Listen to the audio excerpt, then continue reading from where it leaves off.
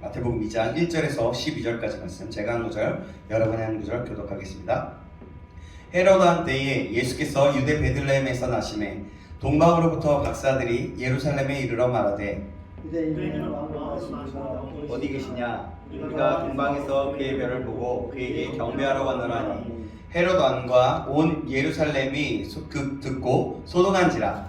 왕이 모든 대제사장과 백성의 서기관들을 모아 그리스도가 어디서 나겠느냐 묻니, 이르되 유대 베들레헴이오니 이는 선지자로 이렇게 기록된 바 또 유대 베들레헴아 너는 유대 중에 가장 착하지 아니하도다. 내게서 한 다스리는 자가 나와서 내 백성 이스라엘의 목자가 되리라 하였으니이다. 이에 헤롯이 가만히 박사들을 불러 별이 나타난 때를 자세히 묻고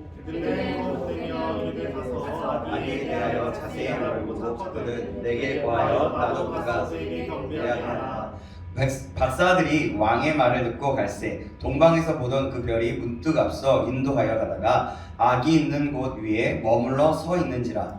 그들이 그 별을 보고 매우 크게 기뻐하더라. 집에 들어가 아기와 그의 어머니 마리아가 함께 있는 것을 보고 엎드려 아기께 경배하고 보배압을 열어 황금과 유향과 모략을 예물로 드리니라. 지시하심을 받아 다른 길로 고국으로 돌아가니라. 아멘. 고국에 돌아갑니다. 네. 오늘은 성탄절에 당신은 무엇을 준비하셨습니까? 라는 제목으로 하나님 말씀 받겠습니다. 다시 한번, 성탄절에 당신은 무엇을 준비하셨습니까? 라는 제목으로 하나님 말씀 받겠습니다. 자, 우리 옆 사람과 인사할까요? 메리 크리스마스. 메리 크리스마스. 메리 크리스마스. 메리 크리스마스. 네. 여러분 반갑습니다. 네. 오늘이 무슨 날이죠? 성탄절. 무슨 날이에요? 전날입니다. 전날이 무슨 전날? 성탄절 전날. 네, 그래요. 뭐 말하자면 성탄절 전야라고 얘기도 하고요. 크리스마스 이브라고 얘기하기도 하죠. 그래요. 크리스마스 이브인 오늘 여러분 오늘 이 자리에 뭐 하러 왔죠? 예배 드리러 왔었어요. 맞아요. 예배 드리러 왔습니다. 오늘 이곳에 모인 우리는 크리스마스 이브의 주일을 맞이해서 청년 예배를 드리고 있습니다. 그 가운데서 하나님을 예배하고 예수님의 탄생을 기뻐함으로 나아가며 영광 돌리는 시간입니다. 우리 다시 한번 인사해 봅시다. 잘 오셨습니다. 잘 오셨습니다. 네, 사랑합니다. 여러분 정말 사랑합니다. 오늘 예배 나서 우리는 예배 드리고 나서 우리 오후에 뭘 하죠? 뭐래요? 성탄절 발표회가 있습니다. 그래서 우리가 모두 찬양을 몇 주 전부터 준비했어요. 오늘 예배 드린 곡들 두 곡도 그 곡이었고요, 그죠? 오늘 예배 때 그랬지만 이따가 오후 정말 성탄 축하 발표회에서도 감사함으로 모두가 하나님께만 또 예수님께만 영광을 돌리시기를 간절히 소망합니다. 그래서 모두가 축제의 잔치로 기쁨으로 우리가 즐기는 게 아니라 하나님께만 영광을 돌리는 시간이 되길 간절히 소망합니다. 근데 여러분 하나 물을 게 있어요. 오늘 제목이 뭐죠? 기억하세요? 예수님. 네, 성탄절에 당신은 무엇을 준비했습니까? 라는 성탄절에 당신은 무엇을 준비했는지. 오늘의 주인공은 누구예요? 누구예요? 예수님이요. 네. 예수님이 이 땅에 오실 때 베들레헴 마을간에서 처녀의 몸인 마리아를 통해서 태어나셨죠. 왜 오셨나요? 자, 대답을 해주셔야 돼요. 오늘은 질문이 많아요. 왜 오셨어요? 안 그러면 길어져요? 네. 맞아요. 우리 죄를 사하여 주시고 구원해 주시기 위해서 오셨습니다. 이 땅을 다스리시고 새롭게 하시기 위해서 오시기도 하셨죠. 우리가 그것을 꼭 기억하시기 바랍니다. 그럼 누구를 위해서 왔을까요? 누구를 위해서? 나를. 그렇죠. 나 자신을 위해서입니다. 자, 우리 해볼까요? 나 자신을 위해서. 예수님이 오셨습니다. 네, 그렇습니다. 근데 예수님이 오셨다는 소식을 들은 저 동쪽 땅에서 별을 연구하는 박사들이 찾아왔어요. 오늘 본문을 보니까 이 박사들은 동쪽 땅에서 유대인의 왕으로 오시니까 별이 빛나는 곳에서 태어날 것이라는 것을 알고 그에게 경배하러 왔다고 오늘 본문에 말씀하고 있어요. 2절 말씀 볼까요? 2절 말씀 같이 읽어보겠습니다. 시작. 유대인의 왕으로 나시니가 어디 계시냐? 우리가 동방에서 그의 별을 보고 그에게 경배하러 왔노라. 그래요. 그들은 별을 따라 유대인의 땅으로 왔습니다. 그런데 그때 당시에 그곳을 다스리는 헤롯 왕을 만나게 되었죠. 동방의 박사들의 말에 유대와 헤롯 왕이 크게 소동이 일어납니다. 근데 왕은 자신이 왕인데 유대인이 왕이 난다고? 라고 그 소리를 들으니까 어떤 생각이 들었겠습니까? 아마도 놀랬을 거예요. 그리고 궁금하기도 하고 자신의 왕위가 내가 그러면 박탈되는 건가? 이런 걱정과 두려움도 있었을 것입니다. 그래서 헤롯은 사람들에게 묻습니다. 4절 말씀입니다. 4절 말씀 같이 읽어볼게요. 시작. 왕이 모든 대제사장과 백성의 서기관들을 보아 그리스도가 어디서 나겠느냐 물으니, 근데 여러분 대제사장과 서기관들이 말해요. 선지자의 예언에 대해서 이렇게 얘기합니다. 5절 말씀, 6절 말씀. 제가 5절, 여러분 6절 읽어주시겠습니다. 이르되 유대 베들레헴 이오니 이는 선지자로 이렇게 기록된 바 유대 땅 베들레헴아 너희는 유대 고을 중에서 가장 작지 아니하다. 내게서 한 다스리는 자가 나와서 내 백성 이스라엘의 목자가 되리라 하였음이니. 예, 바로 예수님에 대해서 예언된 말씀을 그들이 하고 있어요. 그들이 헤롯 왕에게 합니다. 선지서에 선지자들이 얘기했다는 것을 얘기해요. 예수님이 예언된 말씀을 이루시기 위해서 오신 것인지 아니면 지식적으로 아는 그 예언의 말씀을 그냥 이야기했는 건지 잘은 모르겠지만 아마도 보면 그냥 그 예언된 말씀이 지식적으로 알았기 때문에 그냥 이야기했을 거예요. 이렇게 추측하고 있습니다 라는 것들을 얘기했을 거예요. 만약에 알았다면 그들도 경배하러 갔겠죠. 그죠? 예수님. 나중에는 대제사장들과 서기관들이 예수를 죽이려고 했던 것을 보아도 참 왕이 되시고 목자가 되시고 구원자가 되신 그 예수님을 그냥 메시아를 지식으로만 알고 형식적으로 알고 있었다는 것을 짐작해 볼 수가 있는 겁니다. 그래서 헤롯은요 동방의 박사들에게 그 아기에 대해서 보거든 자세히 살펴보고 말해달라고 합니다. 이는 그가 그 아기를 나중에 찾아서 없애려고 했던 것을 13절에 보면 알 수가 있어요. 없애기 위해서 자세히 물어봤다는 것을 알 수가 있어요. 근데 여러분, 제가 여러분들에게 오늘 하고 싶고 묻고 싶은 말이 이제부터 나와요. 그 다음부터가. 동방의 박사들은요 아마도 하나님의 지시함을 받았던 것 같아요. 왜 그러냐면 꿈속에 12절에 보면 꿈속에 헤롯 왕에게 돌아가지 말라고 하는 지시를 받았던 것을 볼 때 알 수가 있는 거예요. 예측해 볼 수 있는 거죠. 그런데 봐봐요. 그런데 그들은 유대의 왕으로 오신 예수님을 경배하러 갔을 때 뭘 가지고 갔습니까, 여러분? 자, 11절 말씀 같이 한번 읽어보겠습니다. 11절 말씀입니다. 시작. 집에 들어가 아기와 그의 아버지 마리아가 함께 있는 것을 보고 엎드려 아기께 경배하고 보배압을 열어 황금과 유향과 모략을 예물로 드리니라. 아멘. 자, 오늘 본문 11절에 말씀하고 있는 것처럼 그들은 황금과 유향과 모략을 가지고 왔어요. 여러분, 그게 아주 그때 당시 귀한 보물이었어요. 이 황금과 유향과 모략은요 어떤 의미가 있을까요? 혹시 아는 사람 있어요? 아는 사람? 의미. 네. 모략은 그 예수님의 죽음 의미하신다고. 네, 맞아요. 그러기도 하고요. 또. 다른 거 기억이 안 나요. 네. 황금은 가장 귀한 거. 그렇죠. 귀한 거. 둘 다 맞아요. 아주 좋습니다. 그래요. 자, 이제 얘기해 볼게요. 그럼 황금부터 한번 얘기해 볼게요. 황금은 어떤 의미일까요? 가장 귀한 것 중에 하나입니다. 왕으로 오신 예수님께 가장 귀한 황금을 드린 거예요. 이는 만왕의 왕인 예수님을 경배하고요. 왕으로 오신, 이 땅 가운데 오신 예수님을 경배한 겁니다. 그리고 그 황금은요 시간이 지나도 색이나 특징이 변하지 않아요. 불에 녹여서 다시 한번 만들면 그 모양을 그대로 만들면서 황금의 성질은 유지하죠. 이것은 또한 무엇을 뜻하냐면 변하지 않는 것을 뜻하는데 변하지 않는 믿음을 뜻하는 거겠죠. 황금이 변하지 않는 것처럼 우리도 믿음을 지켜야 한다는 의미가 이것에 담겨져 있는 거예요. 가장 귀하고 변하지 않는 믿음을 뜻하는 겁니다. 여기서 우리에게 의미를 주는 것처럼 우리도 이렇게 황금과 같은 가장 귀하고 변하지 않는 그 믿음을 갖고 드리기를 주님의 이름으로 축원합니다. 아멘. 자, 그럼 유향은 뭘까요? 어떤 의미일까요? 유향은 아주 귀한 향수입니다. 향수. 제사장에게 드리는 예물이기도 해요. 이것은 또 성경을 보면 기도를 상징하기도 하거든요.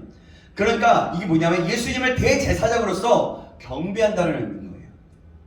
또한 아마 오후 예배 때도 본문이 같아서 좀 당황하긴 했는데 어쩔 수 없이 이게 나누고 있어요. 오후 예배 목사님도 이 본문을 통해서 아마 이 부분에서 말씀해 주실 거예요. 근데 자, 그래서 뭐 같은 의미이기도 하지만 이제 저의 어떤 여러분들에게 또 나누는 어떤 말씀이니까 또 한번 계속 나눕니다. 또한 유향은요, 그 향수는요, 향기를 내고 그 향기로 그곳을 가득하게 하죠. 맞죠? 우리가 향수를 딱 뿌리잖아요. 그러면 그 사람 옆에 가면 좋은 향수 냄새가 나죠. 근데 향수를 방에 싹 뿌려요. 그러면 방 안에 들어가면 머리가 아플 정도로 향기 냄새가 나잖아요. 다른 나쁜 것이 많이 없어질 정도로 그래요. 고약한 냄새를 정화해 주기도 하죠. 그만큼 이 유향은 아주 귀중한 거예요. 그러니까 계시록에는 향을 성도의 기도라고 말하기도 하고요. 표현하기도 합니다. 그래서 이 향은 기도를 상징하면서 대제사장이신 예수님께 드린다는, 경배한다는 의미로 드린 거예요. 이것은 예수님의 향기를 또한 내뿜으라는 의미도 담겨져 있는 겁니다. 그래서 대제사장이신 예수님을 경배함으로 그 예수 그리스도 안에서 그리스도의 향기가 되라는 의미라고도 할 수 있겠습니다. 우리가 적용할 점을 찾는다면 이렇게 적용할 수 있을 것 같아요. 우리 모두가 이 사실을 기억하고 알고 대제사장이신 예수님께 경배하는, 그리고 영광을 돌리는 시간이 되고 우리의 삶 속에서는 기도의 향을 피우며 또 세상에는 그리스도의 향기를 내뿜을 수 있는 우리 모두가 되길 주님의 이름으로 축원합니다. 아멘. 그런 의미인 거예요. 세 번째로 모략은 뭘까요? 모략. 이는 뭐냐면 선지자에게 드리는 예물이에요. 그러니까 이는 희생을 상징하기도 하고요. 주님을 선지자로서 인정하면서 경배하는 겁니다. 그러니까 황금과 유향과 모략을 가져왔을 때 이거는 그냥 다른 게 아니라 자신의 것을 가장 중요한 것으로 드린 것뿐만이 아니라 의미가 다 담겨져 있었어요. 제사장으로서 또 대제사장으로서 또 선지자로서 또 왕으로서의 모습을 다 드리면서 경배하는 겁니다. 선지자의 삶은요, 모략과 같아서 시련과 고통 속에서 하나님을 바라보며 교통하는 자입니다. 선지자가 바로 그래요. 주님의 장사를 위한 향유이기도 하죠. 아까 자매가 얘기했던 것처럼. 그래서 마태복음 6장 7절은 이렇게 얘기해요. 한 여자가 매우 귀한 향유 한 옥합을 가지고 나와서 식사하시는 예수의 머리를 부으니라고 얘기합니다.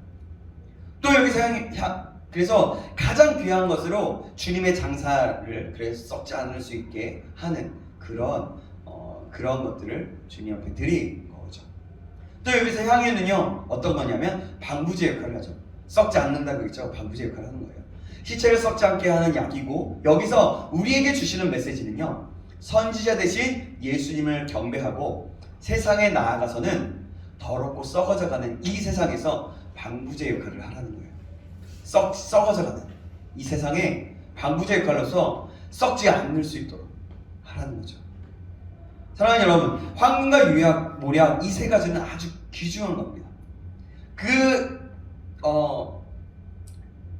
동방의 박사들이 이 귀중한 것들을 드린 겁니다.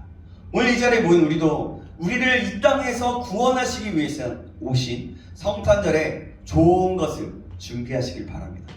그냥 오는 것 그냥 기뻐하고 끝나는 게 아니라 내가 좀 더 마음을 들이고 생각을 들이고 또 내가 드릴 수 있는 것은 무엇인가 생각해 보는 거죠. 그래서 이렇게 적용해 봅니다.